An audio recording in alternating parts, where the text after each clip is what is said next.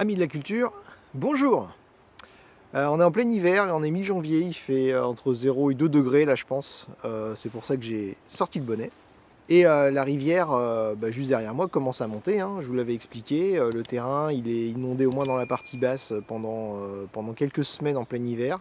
Donc là la rivière monte, je pense que ça va pas tarder à déborder. Là on n'a pas de pluie pendant les prochains jours.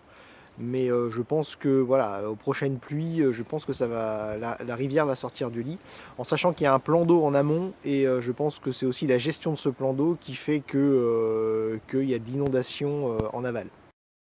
Une petite parenthèse, j'ai débuté une petite page Instagram où je vais publier 2-3 bricoles, plutôt en mode flash, pour être plus réactif, voilà, de ce que je fais sur le moment, etc. Des petites astuces, voilà, des choses qui ne nécessitent pas forcément une vidéo complète. Ou des moments où j'ai pas spécialement le temps de faire des vidéos, ce qui est un peu plus long. Donc voilà, une petite page Instagram, n'hésitez pas à vous abonner pour suivre ça. Et donc, venons au sujet, on va tourner l'appareil.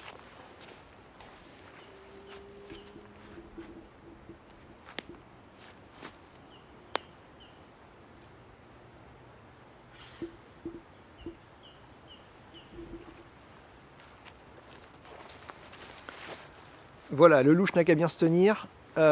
Derrière moi, le terrain, et j'ai commencé à planter quelques arbres dans ce terrain-là. Et donc je vais vous expliquer un petit peu comment, pourquoi, quelles essences, sur cette premier jet d'arbres sur ce terrain. Donc déjà avant de planter, il fallait que je fasse la liste des essences que je voulais mettre voilà, cet hiver, les premières essences d'arbres que je voulais planter. Je reviendrai tout à l'heure sur la liste et pourquoi j'ai fait cette liste-là. Mais une fois que j'avais cette liste, il a fallu que je cherche où acheter ces arbres. Et donc j'ai commencé à solliciter ma pépinière de proximité, comme on dit, à une petite quinzaine de kilomètres de mon domicile. Une fois que je leur ai fourni la liste, malheureusement, ils m'ont proposé uniquement des sujets assez avancés. Donc des sujets de 3, 4 ans. C'était pas ce que je cherchais, je leur ai expliqué, mais ils n'avaient pas mieux à me proposer. Pourquoi je cherchais des sujets moins avancés que ça? Il y a plein de raisons à ça. Déjà, une histoire de tarif, forcément, un sujet d'1 ou 2 ans est beaucoup moins cher qu'un sujet de 3-4 ans, ça c'est facile à comprendre. Mais il n'y a pas que ça. L'objectif aussi, c'est de simplifier la plantation.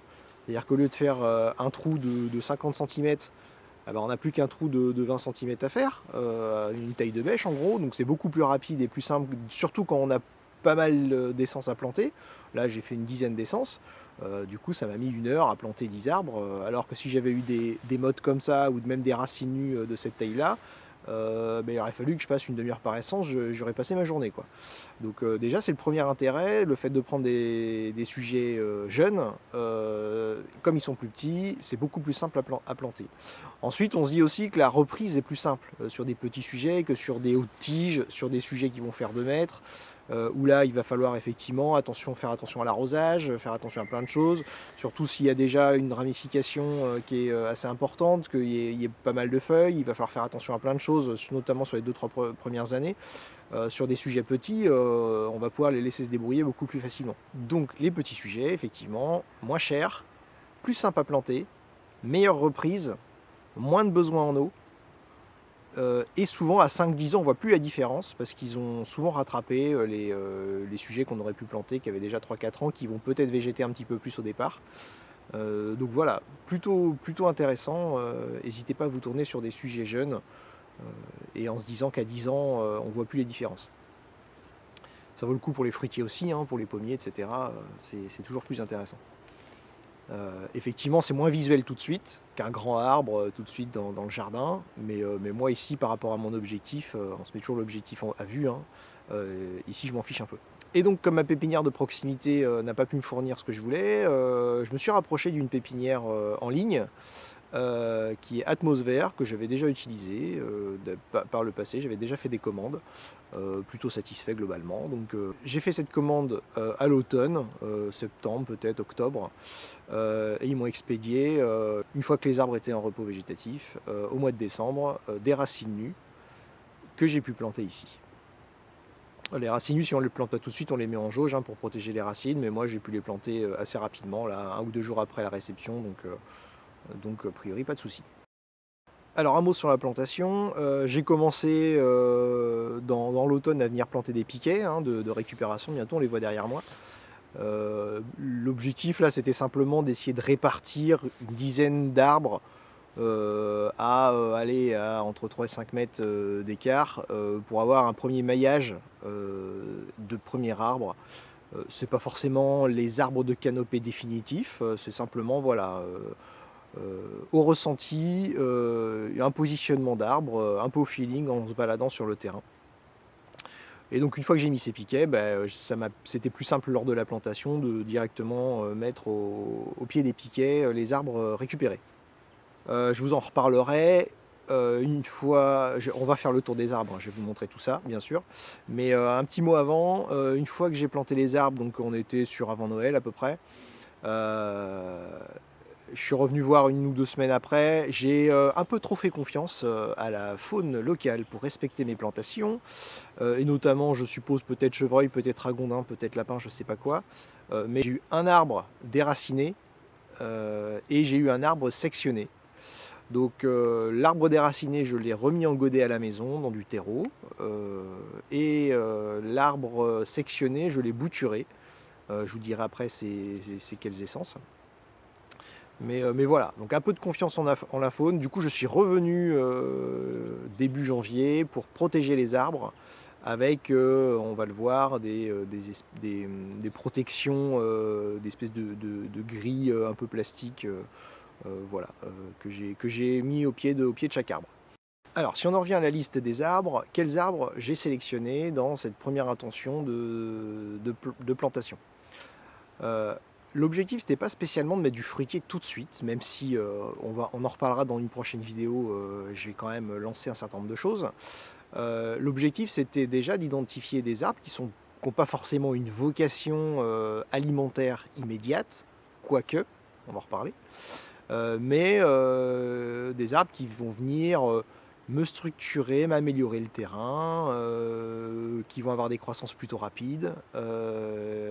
C'est notamment, si on reprend la définition de Fabrice Desjours, c'est ce qu'il peut appeler des arbres AFI, pour architecturaux, fertilisants et ingénieurs. En gros, c'est des arbres qui vont permettre d'arriver vite à avoir de la verticalité. L'objectif, c'est de faire une forêt, hein, donc l'objectif, c'est de monter en verticalité assez vite. Donc des arbres à croissance plutôt rapide, des arbres qui vont pouvoir améliorer le sol, donc des arbres qui sont soit fixateurs d'azote ou qui vont amener un humus assez riche assez rapidement sur la perte de leurs feuilles. Donc voilà, l'objectif c'est que à 3-5 ans on ait des jeux d'amélioration significative du sol et visuellement d'ailleurs de la forêt en construction. Et donc on y va, je vous emmène, on va faire le tour de quelques arbres et je vous explique pourquoi j'ai sélectionné ces arbres là. Allez, c'est parti.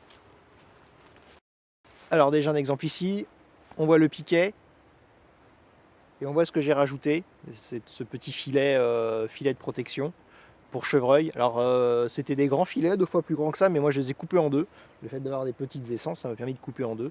Après je me dis que ça va grandir et voilà, il n'y aura plus de problème. Alors pour l'instant il y a toujours les étiquettes du producteur d'Atmosvert. Mais je pense que je vais venir les changer et notamment mettre des étiquettes en métal qui vont garder beaucoup plus de temps parce que j'ai peur que effectivement les étiquettes tiennent pas les années et qu'à un moment donné je suis embêté pour reconnaître peut-être des choses. Ça c'est un aulne glutineux. Donc l'aulne glutineux, il est intéressant pour pas mal de choses. Déjà ici, on rappelle que le terrain est inondé, donc il supporte très bien les sols hydromorphes, hein, sans surprise. Les aulnes, on les retrouve tout souvent au bord des rivières. Il est aussi fixateur d'azote, donc ça va être intéressant pour enrichir le sol dans son environnement. Et il va permettre aussi d'être assez pertinent sur du chauffage, du chauffage au bois. Parce que voilà, il y a un dégagement de chaleur intéressant sur la combustion du bois d'aulne. J'avais mis un deuxième aulne qui est celui qui a été sectionné par quelque chose. Allez, on va en voir un autre.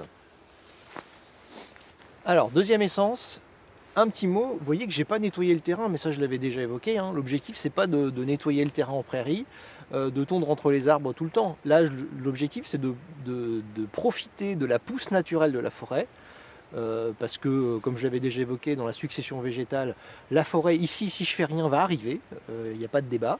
en 20-30 ans, si je fais rien, il y a une forêt. C'est pas le sujet. Mais l'objectif, c'est pas de lutter contre cette force de la nature là, c'est de l'utiliser. Donc ici, j'ai déjà en 2 ans des premiers ligneux qui sont arrivés. Il y a des ronces, il y a des aubépines, il y a pas mal de choses déjà qui sont rentrées. On a presque une friche déjà, hein. Il y a déjà des hautes herbes qui sont assez carbonées, hein. On n'est plus juste sur de l'herbe basse. Donc voilà, j'utilise ça, donc je ne tombe pas. Tout ça, ça va se désagréger, ça va améliorer le sol. Et c'est en ça que moi, mes plantations vont profiter de tout ça. Donc bien sûr, jetons des allées un peu autour. Peut-être que je vais devoir tondre un petit peu quelques allées entre ces arbres-là. Pour l'instant, c'est pas gênant. On peut circuler, on le voit. Il y a des endroits, ça c'est plus affaissé que d'autres, donc on circule. Mais voilà, on profite de tout ça. Et puis la biodiversité, ben voilà, forcément, il y a plein de cachettes pour plein de choses, donc c'est forcément super intéressant. La deuxième essence, c'est un bouleau à sève. Donc déjà, comme le dit le nom, ben la sève de bouleau se consomme, hein, se récupère. Donc j'ai mis 2 bouleaux à sève. Donc l'objectif dans 5-10 ans, c'est de récupérer de la sève de bouleau. J'ai jamais testé, mais il paraît que c'est intéressant à consommer. Dans l'hiver, en cure l'hiver. Le bouleau, c'est un arbre à croissance rapide, donc il va m'amener tout de suite du carbone. L'humus intéressant sur les feuilles de bouleau. Une bonne source de pollen pour les abeilles, il faut penser à ça aussi. Et les jeunes pousses peuvent être comestibles. Allez, on va voir la suite. Le troisième arbre, la troisième essence, c'est un érable à sucre. Tout le monde connaît le sirop d'érable, hein. Donc voilà, c'est aussi une des raisons pour lesquelles j'ai mis cet arbre-là.